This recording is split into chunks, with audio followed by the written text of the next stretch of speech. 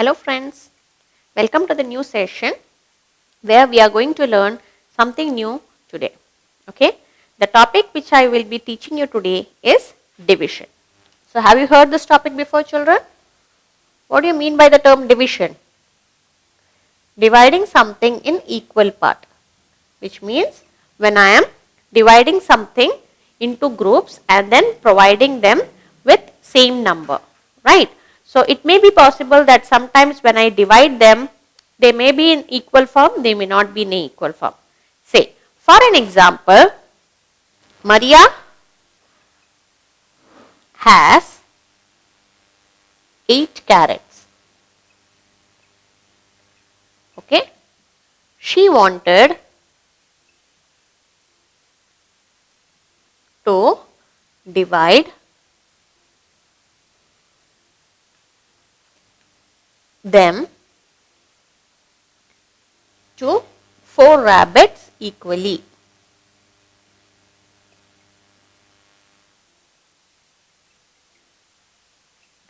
How much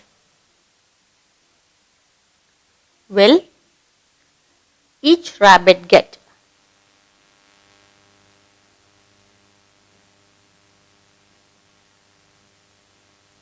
Okay, so did you understand the question? Maria is having 8 carrots with her, okay, and she is also having 4 rabbits.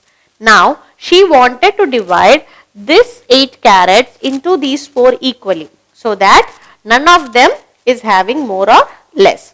So, what am I going to do? First, so let us assume that this is rabbit A, rabbit B, rabbit C and rabbit D, okay. So, first what she will be doing? She will be giving 1 carrot each. Yes? So, from 8 carrots, she has already given 4. So, how much she is having? She is having now remainder 4 carrots with her, right? So, now the remaining 4 again she will divide it among the 4. So, 1, 2, 3 and 4. So, which means that each rabbit is getting 2 carrots. It is divided equally among all the 4 rabbits, right? So, now since it was a small number, it was easy for me to allocate it. So, now assume if it is a big number, okay. So, is it possible for you to divide it one on time every time? No, it is not possible, right? So, division is the repetition of subtraction. So, for subtraction, whatever number is given, we reduce the number, we get the answer, right? So, division is just the repetition of subtraction, okay. Here, we are having 4 new concepts. So, the first one is the dividend. The next one is the divisor. The third one is the quotient. And the last one is the remainder. Okay. So, now the same question if I have to solve in a division form. So, what will I do? 8 divided by 4. So, this is the division symbol. Yes. So, 8 divided by 4. 4 ones are 4, 4 twos are 8, right. So, 4 into 2 is 8 and my remainder is 0. So, in this form, 2 is my quotient, 4 is my divisor,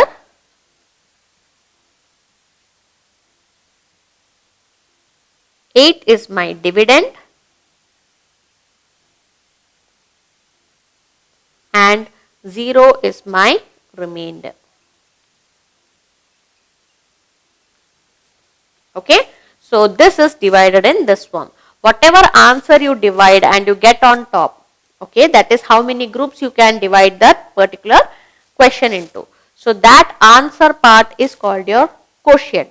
Sometimes it is possible that a number may not be divided equally. Now, the same example if I say I had 9 carrots and I wanted to divide them among 4. So, what will happen? So, again 4 twos are 8 and then 1. So, I cannot divide this further because 1 is lesser than 4, right? I cannot divide it further. So, in this case, 1 will become my remainder. So when the number is not divisible completely, you will have a remainder factor. So this 2 will be my quotient.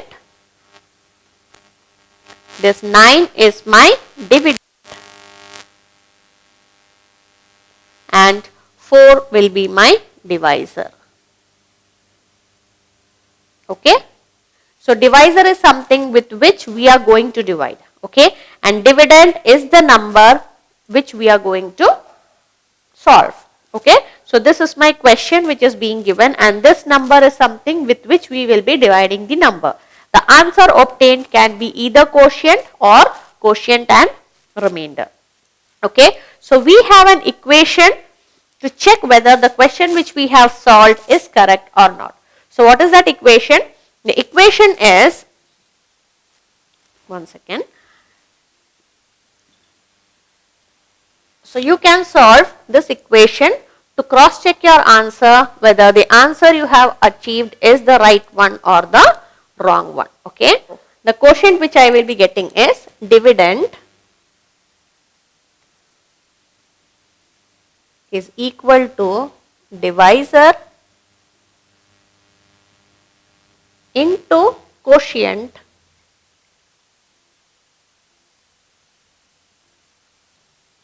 plus remainder. So this is the method through which you can cross verify your answer. For example, my first question was that Maria had 8 carrots and she wanted to divide them among her 4 rabbits, right? So now my divisor in this case was 4. My quotient was, that is on the top, we had 2, right? 2, and remainder was nothing, 0. So 4 into 2 is 8, and my dividend was also 8. So is it matching? Yes. So this is how you will cross check your answer.